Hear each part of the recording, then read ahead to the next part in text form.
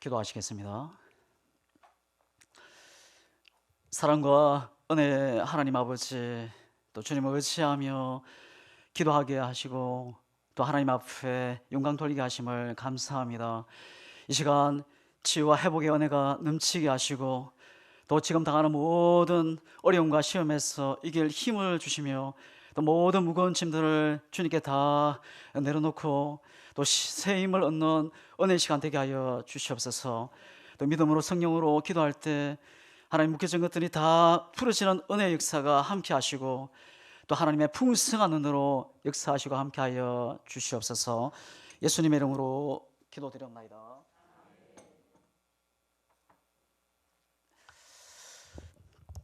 우리 서로 인사하시겠습니다.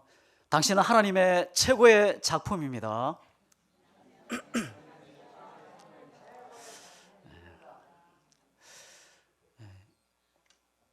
하나님이 사람을 어떻게 만드셨습니까?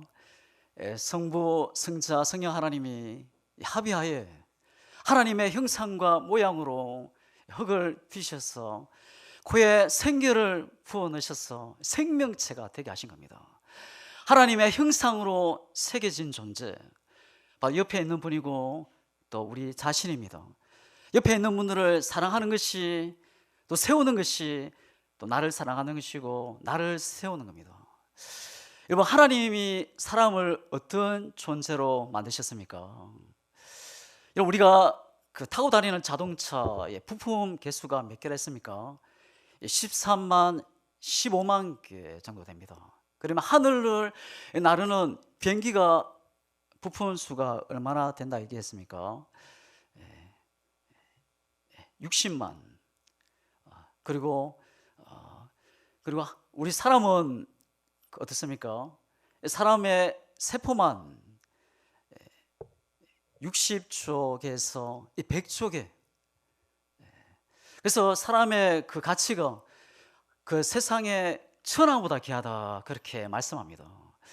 여러분, 옆에 있는 한 분 한 분이 가장 소중한 존재인 줄 알고 우리가 서로 세워주고 또 섬기고 사랑하는 데 성공하는 우리 모두가 될 수 있기를 주님의 이름으로 축복합니다. 여러분, 하나님은 어떤 하나님이십니까? 하나님은 좋으신 하나님이시고 선하신 하나님이십니다. 오늘 그 하나님 바라보고 또 믿음으로 간구하고 부르짖는 또 응답이 있는 축복의 시간이 될 수 있기를 주님의 이름으로 축복합니다. 노아에게 하나님의 선명한 음성이 들립니다. 이 방주를 지으라는 겁니다. 강이 아니고 이 바다가 아니고 산에 방주를 짓게 됩니다. 이 많은 사람들이 이 노아를 보면서 이 어리석다, 이 미련스럽다, 이 바보 같다, 이 미친 사람 취급을 하는 겁니다. 그런데 이 노아는 하나님의 말씀이기에 방주를 짓게 됩니다. 방주를 지을 수 없는 이유, 그 핑계거리는 수십 가지가 넘습니다. 이 노아는 방주를 지어본 적이 없습니다. 배를 지어본 적이 없어요. 그리고 힘도 없고 도와주는 사람이 없고 방주를 지을 만한 그런 도구가 전혀 없습니다. 근데 하나님의 말씀이기에 그 하나님의 말씀을 믿음으로 120년 동안 그 큰 그 방주를 짓게 됩니다. 드디어 하나님의 때가 돼서 드디어 하늘에서 문이 열리고 폭우가 쏟아지고 땅에서 묵을이 솟구치고 1년 동안 이 물이 온 세상에 가득 넘치게 됐습니다. 1년 동안 온 세상에 물이 가득 넘치게 된 겁니다. 물이 점점 줄어들면서 이 노아가 방주에서 나오자마자 땅을 딛고 첫 번째 했던 일이 무엇입니까? 먹을 양식을 구하는 것, 정말 중요하고 급한 일입니다. 또 자신이 구할 그런 집을 짓는 것 중요합니다. 또 가축대를 구할 그런 이 마구간을 짓는 것 중요합니다. 근데 이 노아가 가장 먼저 했던 일이 무엇입니까? 대안을 쌓고 하나님 앞에 제단을 쌓고 하나님 앞에 감사 영광의 제사를 하나님 앞에 올려드렸다는 겁니다. 그래서 하나님이 그 제단을 받으시고 그 예배를 받으시고 기뻐 험령하셔서 하나님이 은혜를 축복을 허락하십니다. 그리고 이 노아에게 다시 시작할 힘을 주시는 그 하나님이십니다. 여러분, 이 예배는 생명입니다. 여러분, 우리가 이 예배가 다시 시작할 힘을 주시는 하나님이십니다. 이 예배를 통해서 하나님이 주신 은혜가 축복이 임하고 다시 우리 미래를 향해서 힘차게 달려가는 우리 모두가 될 수 있기를 주님의 이름으로 축복합니다. 우리 인생에서 일어나는 어떤 낙심, 절망보다 하나님의 은혜는 더 크고 더 놀랍습니다. 낙심과 절망이 있는 이 냄새나는 그 무덤 속에서도 이 메마른 뼈들에게 희망을 노래하는 이 에스겔, 하나님에게는 언제나 희망이라는 겁니다. 하나님에게는 언제나 찬양이 있다는 겁니다. 어느 누가 낙심과 절망에서 희망의 노래를 할 수 있습니까? 부귀영화를 소유한 자입니까? 이 부귀영화, 부유함, 가지고 있던 돈, 눈, 이거 순식간에 사라지고 없어질 때가 있습니다. 그 돈이 날개가 돼서 날아갈 때가, 사라질 때가 있다는 겁니다. 그러면 명예와 권력을 가진 자입니까? 언젠가는 낮아지게 되고 내려갈 때가 있다는 겁니다. 지식을 가진 자입니까? 세상의 지식이 아무런 힘을 발휘하지 못할 때가 분명히 있다는 겁니다. 하나님을, 예수님을 의지하는 자, 부활의 소망, 부활의 능력을 믿는 자, 언제나 희망입니다. 희망의 노래를 부를 수 있는 자가 누굽니까? 하나님을 의지하고 부활의 능력을 믿는 자. 6개월 전에 아버님이 소천하셔서 천국을 보내드리고, 또 얼마 전에 장모님이 또 소천하셔서 또 많은 분들이 오셔서 위로해 주시고 또 조문해 오시고 큰 힘이 되어 주셨습니다. 근데 어떤 분이 저에게 가까이 와서 이런 말을 했습니다. 계속 안 좋은 일이 일어나니까 마음이 많이 아프시겠습니다. 계속 안 좋은 일이 일어나니 마음이 많이 아프시겠습니다. 이러면 세상의 눈으로 보면은, 사람의 관습으로 보면은 이게 저주고 재앙이에요. 근데 그럼에도 불구하고 내가 찬양하는 이유, 그럼에도 불구하고 내가 감사할 수 있는 이유, 내가 기뻐하고 하나님을 바라보고 행복하는 이유, 그 이유를 증거하고 예수님을 증거했더니 예수님을 믿겠다는 거예요. 여러분, 우리가 이런 상황에도 기뻐하고 감사하고 행복하는 이유가 어디에 있습니까? 하나님이 살아계시기 때문입니다. 우리가 부활의 능력, 부활의 생명을 믿기 때문에 그럼에도 불구하고 우리는 감사할 수 있고, 그럼에도 불구하고 찬양할 수 있고, 우리는 그럼에도 불구하고 행복할 수 있는 겁니다. 여러분이 어떤 상황, 어떤 형편에 있든지 감사와 찬양이, 행복이 넘치시기를 주의 이름으로 축복합니다. 욥이라는 사람이 있습니다. 어느 날 욥에게 엄청난 어려움과 환란이 찾아옵니다. 여러분, 욥이 어떤 사람이 있습니까? 동방에서 가장 큰 부유한 사람이었고 의인이었고 하나님을 경외하는 정직한 사람이었습니다. 그런데 이 사람에게 큰 환란이, 큰 고통이 찾아오게 된 겁니다. 가지고 있던 모든 재산을 잃어버리게 되고, 연명의 자녀를 잃어버리고, 건강도 잃어버리고, 또 아내가 욥을 와서 하나님을 욕하고 죽어라, 저주를 하고 떠나가 버립니다. 이 욥이 이런 상황에 어떤 고백을 얘기합니까? 당신의 말이 어리석은 여인의 말과 같소. 주신 이도 하나님이시오, 가져가신 분도 하나님이시니 하나님의 이름이 찬양받으리다. 욥이 이런 상황에도 어떻게 하나님을 찬양하고 감사할 수 있었습니까? 하나님을 진짜 믿은 겁니다. 부활의 능력을 믿었기 때문에 이렇게 고백할 수 있었던 겁니다. 욥기 19장 26절입니다. 내 가축이 벗김을 당한 뒤에 내가 육체 밖에서 하나님을 보리라. 하나님을 믿은 겁니다. 부활의 능력을 믿은 겁니다. 여러분, 그 하나님을 믿으시기를 주의 이름으로 축복합니다. 하나님 안에서는 언제든지 희망의 노래를 부를 수 있는 겁니다. 여러분, 그 하나님 앞에 또 감사하며 찬양하며 나아가는 우리 모두가 될 수 있기를 주님의 이름으로 축복합니다. 하나님을 믿는 자에게는 언제든지 희망입니다. 여러분, 하나님을 믿습니까? 우리가 하나님을, 예수님을 믿는다는 것, 놀라운 일입니다. 기적입니다. 어떻게 보이지 않는 하나님을 믿을 수 있습니까? 하나님을 믿고 예수님을 믿게 하는 것, 하나님이 주신 겁니다. 이 믿음이 세상을 이기는 겁니다. 이 믿음 안에는 언제나 감사가 있고 찬양이 있고 언제나 희망입니다. 소망입니다. 에스겔은 지금 메마른 뼈들을 향해서 자기 생각, 자기 상식, 자기 의지로 희망을 선포하는 것이 아닙니다. 하나님께서 희망을 말하라 하자 그가 순종한 것입니다. 무슨 말입니까? 우리 앞에 아무리 큰 절망이 있어도 반드시 하나님의 은혜가 있다는 것을 이야기합니다. 지금 어떤 낙심과 절망이 있습니까?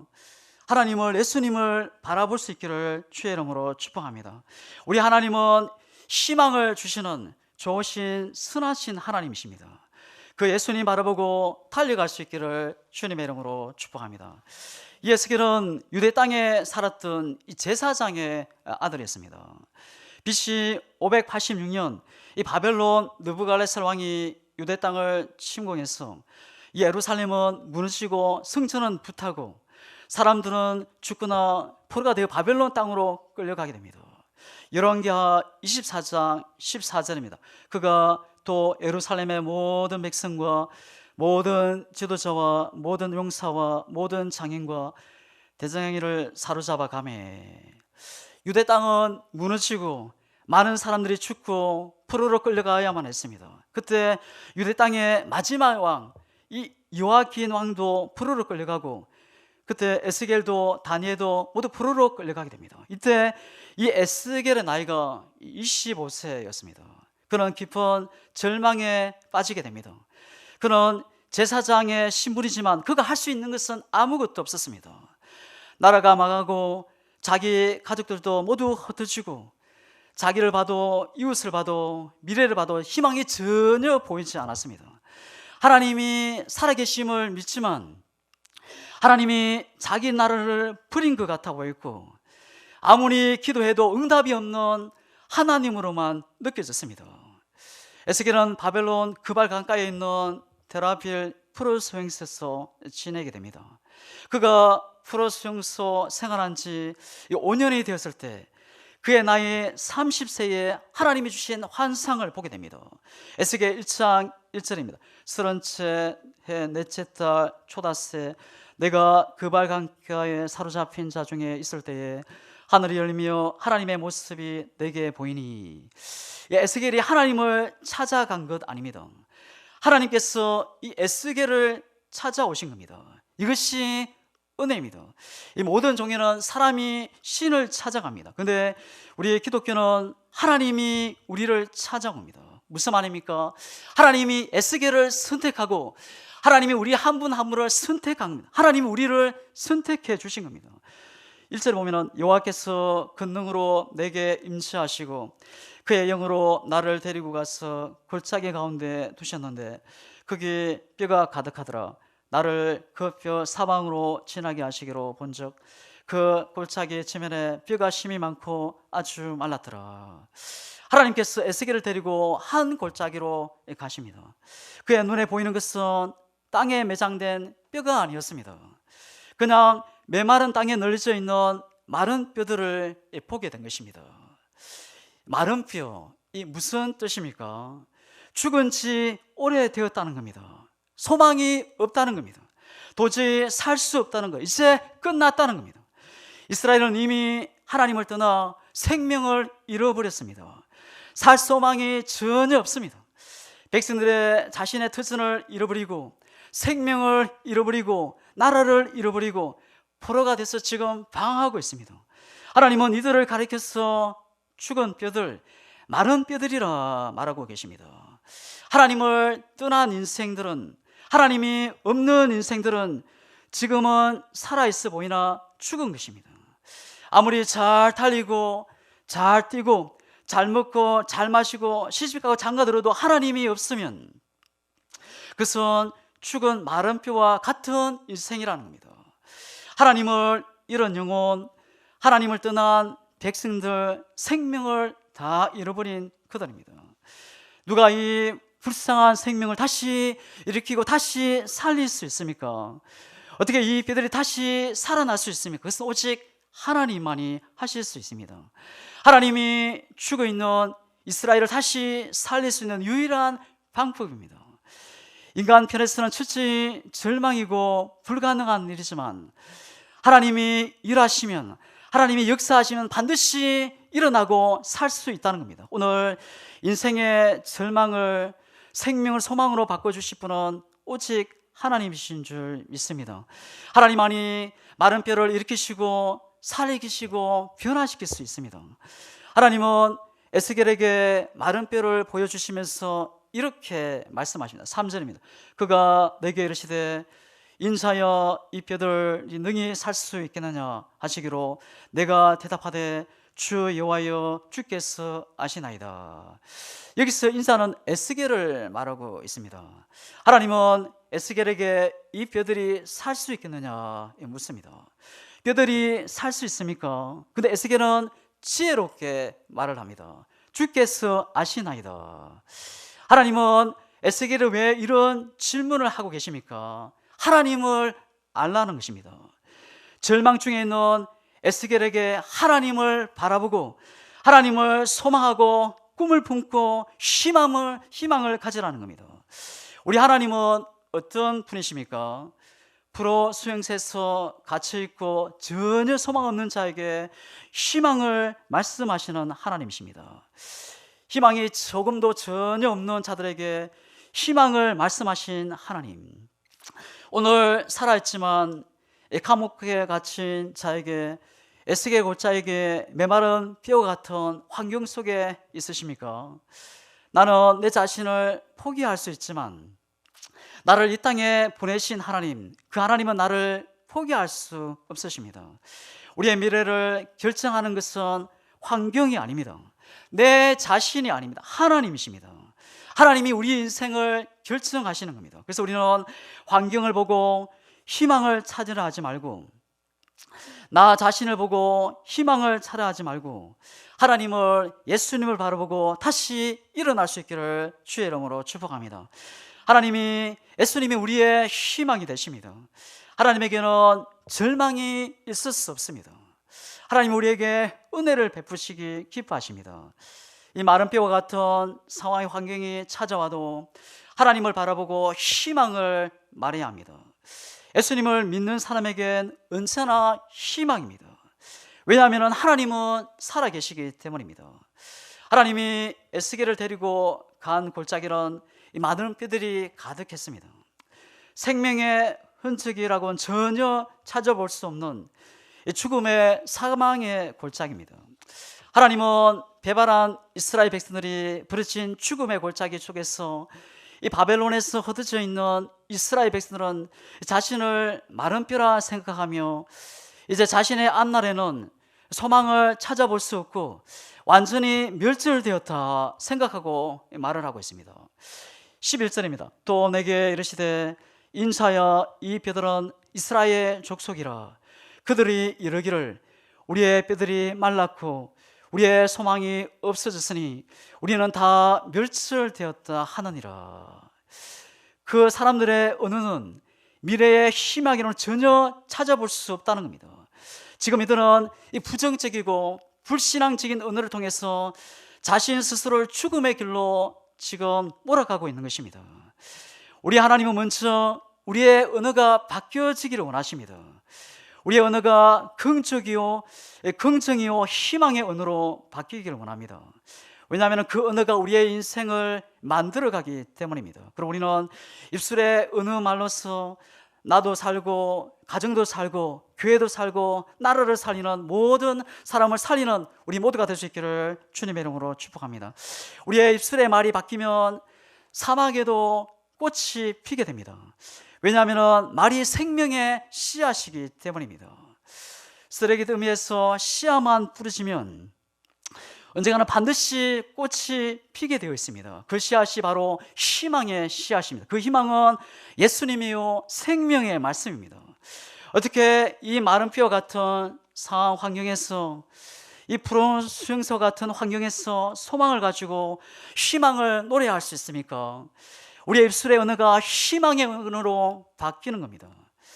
이 무심코 던진 말 한마디가 사람을 낙심케 만들고 우울하게 만들고 죽이는 일이 일어나게 됩니다. 또 사람의 말 한마디가 사람의 마음을 행복하게 만들고 한 사람의 인생을 바꿔놓고 죽을 사람이 생명을 얻기도 합니다.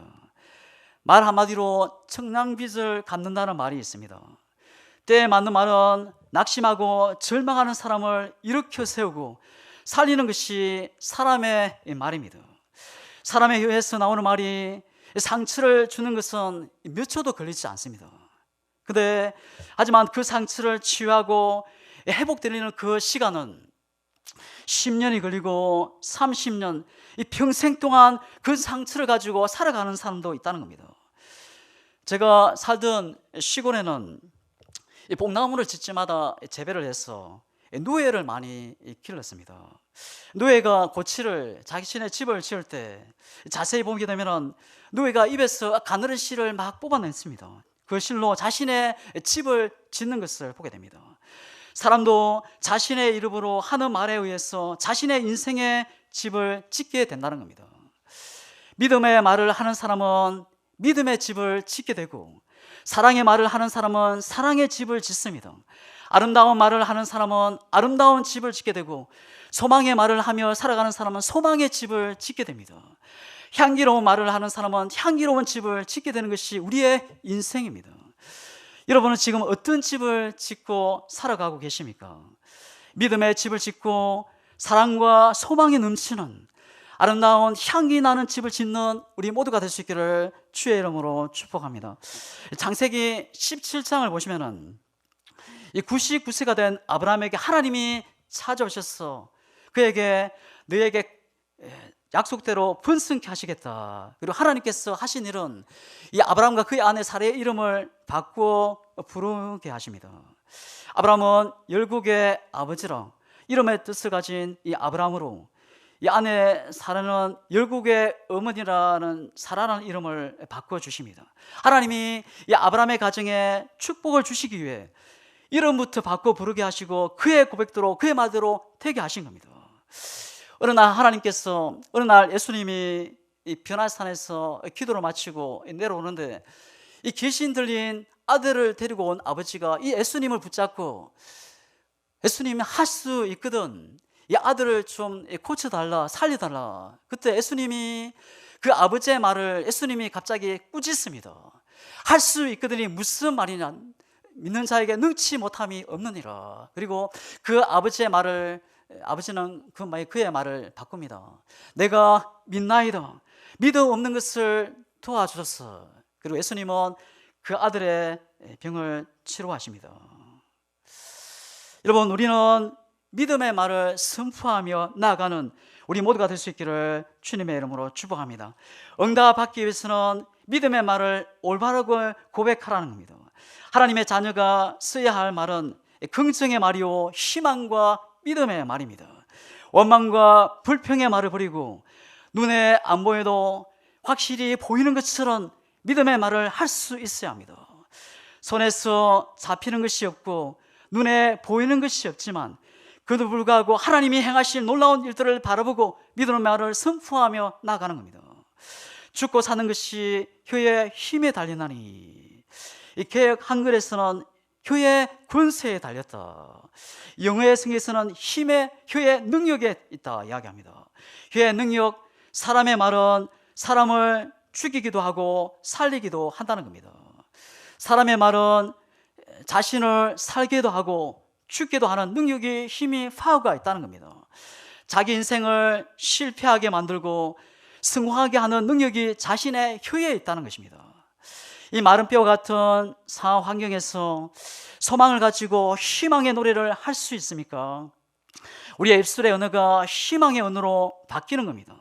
하나님은 절망에 처한 자기 백성들에게 희망의 계시를 보입니다. 그들도 소망이 있고 다시 일어나고 다시 살아날 것이라는 겁니다. 4절을 보시면 또 내게 이르시되 너는 이 모든 뼈에게 태어나 이르기를 너의 말은 뼈들아 하나님의 말씀을 들을지어다. 하나님은 에스겔에게 뼈들을 향해서 하나님의 말씀을 들으라 외치라 말합니다. 에스겔은 하나님의 말씀을 뼈들을 향해서 선포하고 외칩니다. 7절과 8절입니다. 죽은 지 오래된 뼈들을 향해서 살아나라 말을 한다 해서 이 뼈들이 살아날 수 있습니까? 근데 에스겔은 말이 되지 않은 그 명예 그대로 선포하고 순종합니다. 죽은 지 오래된 마른 뼈들이 살아나는 역사가 일어납니다. 지금 에스겔 상태는 뼈들을 향해서 살아나라 말할 수 있는 상황이 환경이 아닙니다. 나라를 빼앗기고 포로로 비참하게 살아갑니다. 포로 생활 속에서 아내가 유일한 희망이요 큰 위로였습니다. 근데 이 에스겔의 아내가 죽게 됩니다. 에스겔 24장 18절입니다. 내가 아침에 백성에게 말하였더니 저녁에 내 아내가 죽었으므로. 이 에스겔의 상은 최악이었습니다. 그러나 그는 말씀에 그대로 순종합니다. 하나님은 말씀 한마디로 천지를 창조하셨습니다. 하나님의 말씀은 불가능을 가능케 하신다는 겁니다. 로마서 4장 17절입니다. 하나님은 죽은 자를 살리시며 없는 것을 있는 것으로 부르시는 이시니라. 아무리 내가 큰 절망 가운데 있을 때에도 하나님의 말씀을 그대로 순종하면 반드시 일어나고 살아나게 된다는 겁니다. 에스겔이 하나님의 말씀을 대언할 때 그 뼈들이 움직이기 시작합니다. 뼈가 움직이고 뼈들이 서로 연락하여 헛어졌던 뼈들이 서로 자기 위치를 찾아가 들어갑니다. 그리고 그 뼈에 힘줄이 생기고 살이 오르고 가죽이 덮였습니다. 저는 아무 생명도 없는 이 마른 뼈였는데 이제는 그 뼈들이 사람의 모습을 갖추게 되었습니다. 히브리서 4장 12절입니다. 하나님의 말씀은 살았고 운동력이 있어. 하나님의 말씀은 죽은 것이 아니라 하나님의 말씀은 살아있다는 겁니다. 하나님께서 말씀하시면 그 말씀이 살아서 그 하나님의 말씀대로 그대로 이루어진다는 겁니다. 그리고 그 생명의 말씀을 듣고 믿고 따라가는 사람들도 그 안에 하나님의 생명이 나타나는 역사가 있게 됩니다. 그래서 그 영혼이 사는 겁니다. 근데 반대로 하나님의 말씀이 없으면 그 영혼은 흔들리게 됩니다. 이스라엘이 메마른 뼈와 같이 된 것은 이스라엘 백성이 하나님의 말씀을 버렸기 때문입니다. 하나님께서 이스라엘 백성들을 애굽의 바로왕의 손에서 건져 주시면서 그들에게 주신 것이 무엇이었습니까? 하나님의 말씀, 율법이었습니다. 그래서 이스라엘을 하나님의 말씀에 순종하는 그의 백성으로 하나님이 삼으셨던 겁니다. 그런데 이스라엘 백성들이 하나님의 말씀을 듣지 않고 세상의 말을 듣고 하나님을 예배하지 않고 다른 우상을 섬기는 자들이 되면서 하나님의 말씀을 다 잃어버린 겁니다. 그들은 스스로 영적으로 죽음의 길을 택하게 된 것입니다. 문제는 하나님의 말씀이 없어서가 아니었습니다. 하나님께서 오랫동안 수없이 선자를 통해서 하나님의 말씀을 대언했지만 그들은 하나님의 말씀이 자신들을 살리는 말씀인 것을 깨닫지 못한 겁니다. 결국 하나님의 말씀이 아니라 사람의 말, 세상의 말을 듣고 살다가 결국 나라가 흔들리고 망하고 포로로 잡혀가게 된 것입니다. 그들의 포로 생활의 불행이 바로 그것에서 하나님께 예배할 수 없고 말씀대로 살아갈 수 없다는 겁니다. 그래서 그들은 영적인 상태에 마른 뼈같이 변해버린 겁니다. 나의 생각, 고집에 서로 잡히게 되면 하나님의 말씀을 들을 수 없고 들리지 않습니다. 그러면 그 영이 시들해지고 흔들리게 되고 작은 바람에도 흔들리고 쉽게 넘어지고 시험에 빠지게 됩니다. 하나님의 말씀을 듣고 순종하는 것이 우리가 이기는 비결입니다. 하나님의 말씀은 애언이고 생명이요 우리의 힘이요 하나님의 주신 양식입니다. 시편 119편 50절 이 말씀은 나의 곤란 중에 위로라 주의 말씀이 나를 살리셨음이니라. 하나님의 말씀을 중심한 나라 그리고 가정 기업에는 반드시 하나님의 은혜가 부어주십니다. 우리는 많은 뼈들을 솟생케 하는 능력이 있는 하나님의 말씀을 늘 가까이 하는데 성공하는 우리 모두가 될 수 있기를 주님의 이름으로 축복합니다. 우리는 이 하나님의 말씀을 듣고 있고 지키며 순종하는 자들입니다. 그러면 내 영혼이 힘을 얻고 일어나게 됩니다. 우리는 세상의 소리, 사람의 소리를 듣기 전에 먼저 하나님의 음성이, 말씀이 집중해야 합니다. 그렇게 하면 내 영혼이 반드시 일어나게 됩니다. 시편 19편 7절입니다. 여호와의 율법은 완전하여 영혼을 소성시키며 마른 뼈는 아무리 고함을 쳐도, 아무리 북을 치고 음악을 돌려주고 맛있는 음식을 줘도 살아나지 않습니다. 왜냐하면 죽었기 때문입니다. 우리 자녀들에게 말씀을 먹여야 합니다. 주님이 말씀하십니다. 사람이 떡으로만 살 것이 아니요 하나님의 말씀으로 살리라. 이 말을 바꾸어 말하면 사람이 말씀을 먹지 않으면 마른 뼈처럼 죽는다는 겁니다. 우리 부모들은 이 음식만, 옷만 사주고 육신의 것만 준다면 그들의 미래는 소망이 없는 겁니다. 우리는 우리 자녀들에게 하나님의 생명의 말씀을 먹여야 합니다. 우리 교사들도 우리 아이들에게 하나님의 생명의 말씀을 가르치고 먹이기를 주의 이름으로 축복합니다. 아브라함 링컨은 이 어린 시절 부모가 일찍 세상을 떠나게 됩니다. 링컨의 어머니는 그가 10살에 떠나고 유언을 하나 남기게 됩니다. 사랑하는 아들아, 이 성경책은 내 부모님으로부터 물려받은 것이다.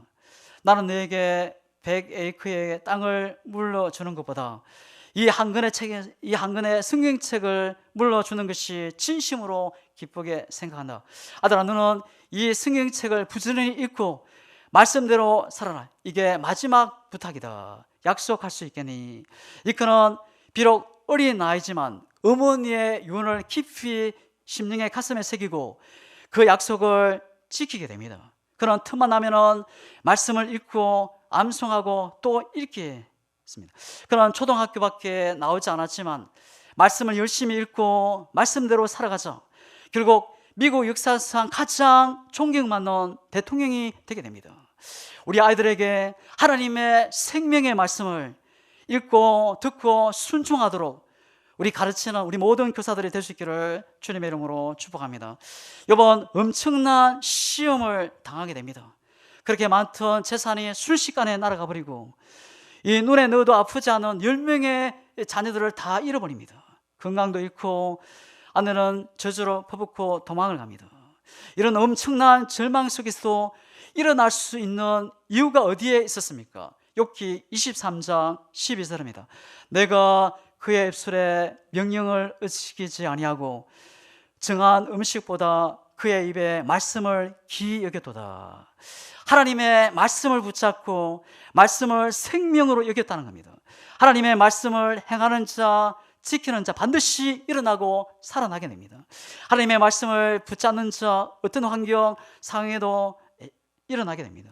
어떤 절망에서도 살아나게 되는 겁니다. 내 생각을 버리고 하나님의 말씀을 채울 수 있기를 주의 이름으로 축복합니다. 내 경험을 다 내려놓고 하나님의 말씀을 채우는 겁니다. 그렇게 하면 마른 뼈들과 함께 인생의 환경이 반드시 살아나게 됩니다. 이 세상에서 우리의 영혼을 살리게 하는 유일한 것은 하나님의 말씀입니다. 하나님의 말씀을 사랑하고 이 생명의 말씀을 가르치며 살기로 결단하는 우리 모두가 될 수 있기를 주님의 이름으로 축복합니다. 에스겔 골짜기에서 본 마른 뼈들에게 하나님의 말씀이 임하죠. 뼈들이 서로 연결되고 살이 오르고 힘줄이 생기고 가죽이 덮이고 온전한 사람의 모습을 갖췄지만 근데 아직 움직이지 않습니다. 하나님은 에스겔에게 사방에서 생기가 와서 죽은 자를 살아나게 하라 말씀하십니다. 마른 뼈들에게 하나님의 말씀이 임하고 생기가 임하죠. 그들이 살아서 거대한 큰 군대가 이루었습니다. 이 생기는 누가 성령을 말하는 겁니다. 성경은 누가 썼습니까?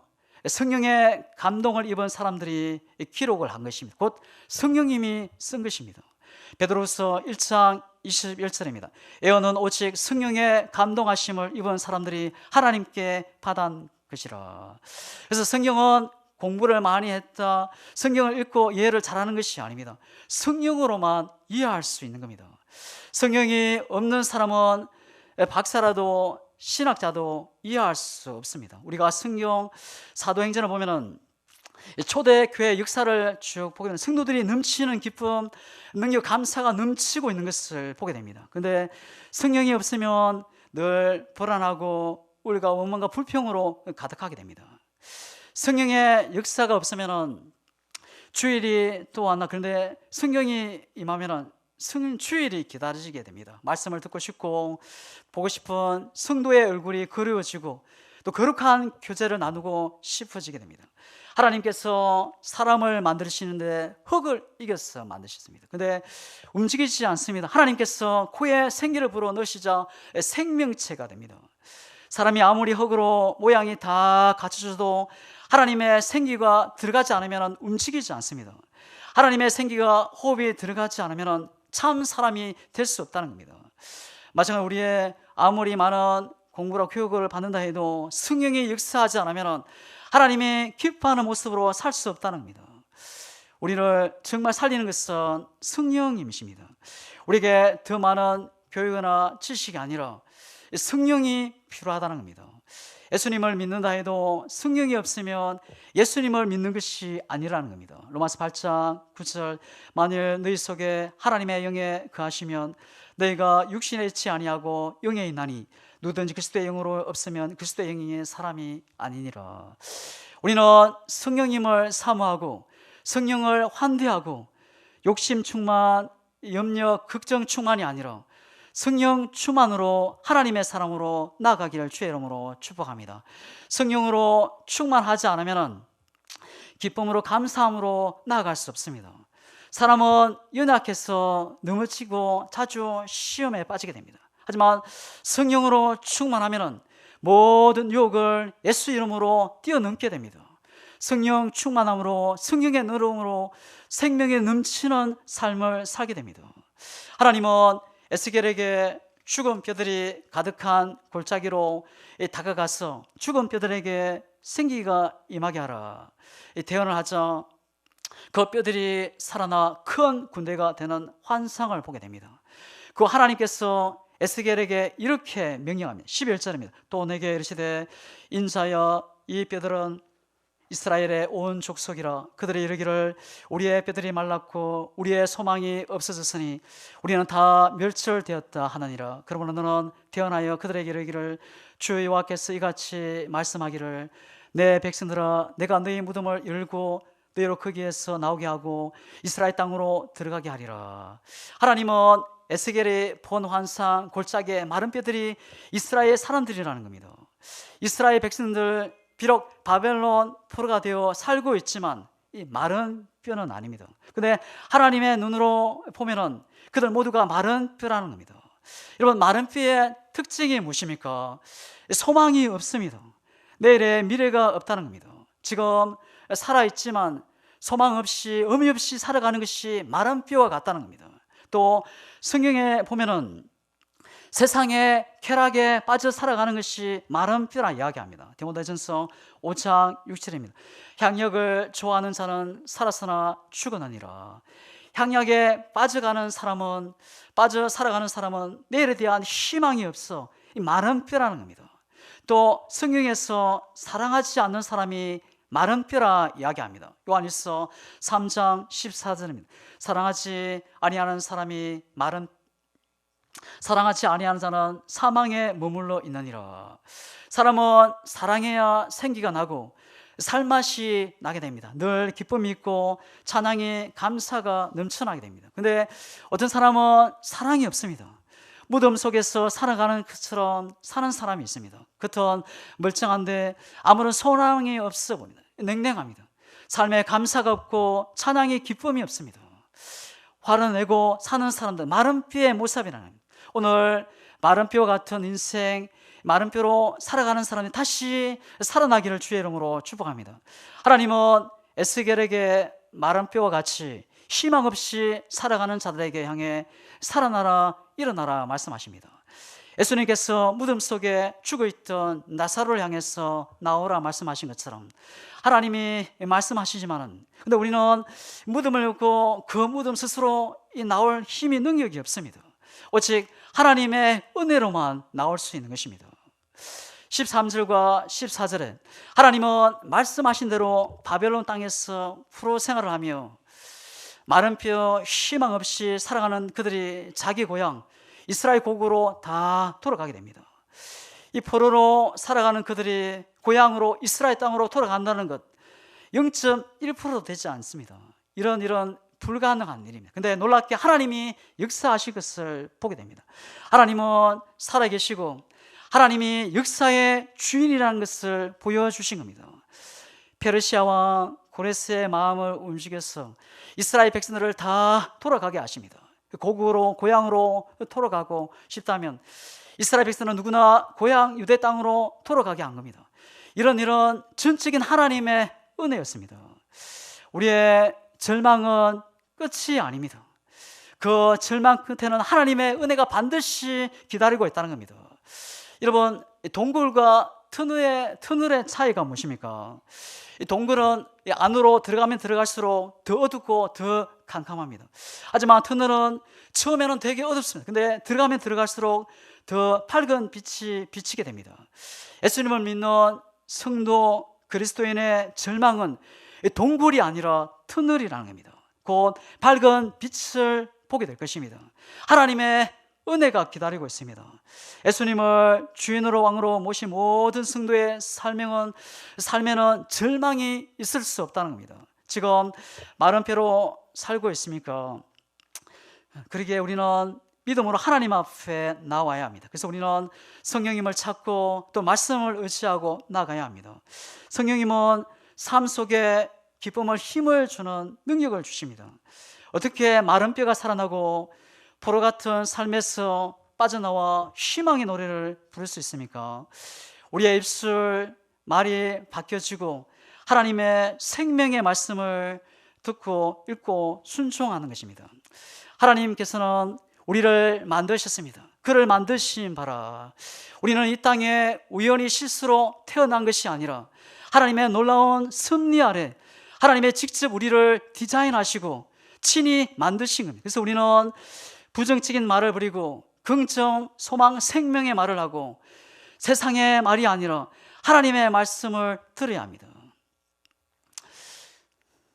하나님의 말씀을 우리를 살리는 능력입니다. 하나님의 말씀이 시판의 말씀이든 경고의 말씀이든 그 마음으로 또 감사함으로 사랑을 받으면 축복이요 생명의 은혜가 임하게 됩니다. 우리는 하나님의 것입니다. 너는 내 것이요. 그리고 우리는 살 소망이 있는 것입니다. 말씀을 감사함으로 믿음으로 들으면 살아나게 됩니다. 말씀을 받으면 희망이 일어나게 됩니다. 에스겔 골짜기에 말씀이 임하고 성령님이 임하자 마른 뼈들이 일어나 거대한 큰 군대가 되었습니다. 큰 군대가 되었던 말이 무슨 말입니까? 거대한 힘을 가졌다는 것을 이야기합니다. 우리 성도가 성령으로 충만하면 세상의 어두움 세력을 물리치는 또 깨뜨리는 역사가 힘이 일어나게 됩니다. 우리 안에 성령이 임하면 악한 자가 약한 자가 강한 자로 변화가 일어나게 되고 성령이 임하면 이 혼돈과 공허 어둠을 깨뜨리고 물리치는 자가 됩니다. 양문의 모든 성도들이 성령에 충만하여 하나님의 강력한 의의 군사가 되기를 주의 이름으로 축복합니다. 하나님은 우리를 날마다 살리시는 분입니다. 왜 우리를 살리시는 것입니까? 군대로 쓰시기 위해서 살리는 겁니다. 디모데후서 2장 3절입니다. 내가 그리스도 예수의 좋은 군사로 나와 함께 고난을 받을지니 군사로 다니는 자는 자기 생활에 얽매이는 자가 하나도 없나니 이런 군사로 모집한 자를 기쁘게 하려 함이라. 성도들을 예수의 좋은 군사라 했습니다. 그러면 군사가 해야 할 일이 무엇입니까? 우리를 부르신 자 하나님의 말씀에 따라 순종하며 그를 기쁘시게 하는 겁니다. 군인의 가장 우선적인 관심은 상사의 명령을 따릅니다. 그 명령에 살고 이 명령에 죽는 것이 군인입니다. 하나님께서 우리의 영을 살려주시고 우리를 군대로 이루게 하셨습니다. 아무리 숫자가 많아도 메마른 뼈 같은 군대는 소용이 없습니다. 하나님의 말씀과 성령의 능력으로 살아가는 성도는 하나님의 군사로서 힘있게 살게 되는 겁니다. 하나님의 성령이 역사하는 곳에 원망과 불평, 다툼, 미움의 소리가 찬송과 기도가 감사의 소리로 바뀌어지게 되고 또 연합이 이루어지게 됩니다. 평안의 매는 줄로 성령이 하나 되게 하는 것을 힘써 지키게 됩니다. 생명력을 잃어버린 마른 뼈같이 소망이 없어 보여도 하나님의 말씀이 성령님이 역사하면 또 능히 살아서 하나님의 큰 군대와 같이 힘 있는 자가 될 수 있을 줄 믿습니다. 말씀을 마치겠습니다. 에스겔을 사용하신 하나님은 오늘 우리가 하나님의 손에 붙들려서 쓰임받기를 원하십니다. 에스겔의 이름의 뜻이 무엇입니까? 하나님이 강하게 하신다는 뜻입니다. 하나님께서 우리를 강하게 되길 원하십니다. 하나님은 소망 없이 살아가는 마른 뼈 같은 자를 새롭게 살리시기 원하십니다. 여러분, 지금 어렵고 환난이 있으십니까? 절망 속에 있습니까? 절망이 끝이 아닙니다. 고통이 끝이 아닙니다. 하나님은 절망보다 더 크십니다. 하나님의 안에 있는 자는 언제나 희망입니다. 예수님은 절망하는 사람을 희망의 사람으로 바꾸십니다. 실패하는 사람을 성공의 사람으로 만드시고 낙심하고 좌절, 절망하는 사람을 축제의 삶으로 살게 만드시는 하나님. 여러분, 마른 뼈의 특징이 무엇입니까? 마른 뼈는 생명이 없습니다. 아무것도 기대할 수 없습니다. 이리저리 뒹구다가 으스러져 사라질 존재. 이것은 죄로 멸망받을 인생의 실상을 보여주는 겁니다. 하지만 우리는 예수님을 영접받고 또 제사함을 얻고 생명의 예수, 또 부활의 능력을 함께하는 자들입니다. 이제는 하나님의 군대가 돼서 또 영생의 소망, 천국의 소망, 또 영광의 소망을 품고 생명이 넘치는 그리고 하나님의 군대로서 또 말씀과 성령으로 생명을 살리는 입술이 되어 하나님의 나라를 세워가는 우리 양문의 모든 성도들이 다 될 수 있기를 주님의 이름으로 축복합니다. 우리 다 함께 기도하겠습니다. 하나님 아버지, 마른 뼈와 같은 이스라엘 큰 군대 되게 하신 하나님, 마른 뼈 같은 우리도 말씀으로 성령으로 일으키시고 살리길 원하시는 하나님, 냄새나고 추한 하나님들의 모습을 하나님께 내어놓고 고치고 치유되고 회복되는 은혜가 함께하여 주시옵소서. 성령으로 새롭게 빚어지게 하시고 하나님의 큰 군대로 일어나게 하시고 생명이 소망이 넘치는 승리의 삶을 살아가는 저희들 되게 하여 주시옵소서. 예수님의 이름으로 기도드립니다. 아멘.